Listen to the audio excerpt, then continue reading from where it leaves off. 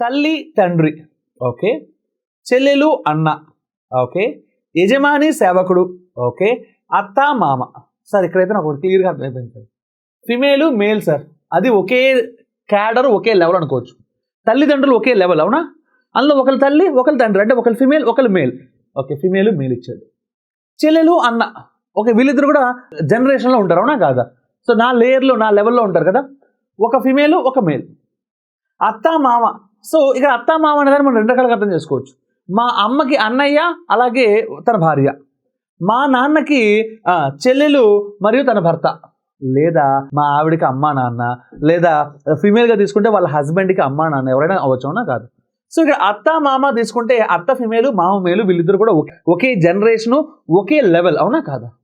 ఈడేం sir మధ్యలో యజమాని సేవకుడు అన్నారు? అంటే నువ్వు ఫిమేలు మేలు వర్షన్ చెప్తుంటే ఒకే జనరేషన్కి ఒకే పవర్కి నువ్వు చెప్తుంటే ఒకే స్టాటస్కి వీడేమో యజమాని సేవకుడని లెవెల్ మార్చేస్తున్నాడు, అవునా కాదా? సో వీడే మన ఆడ్ వన్, అవునా?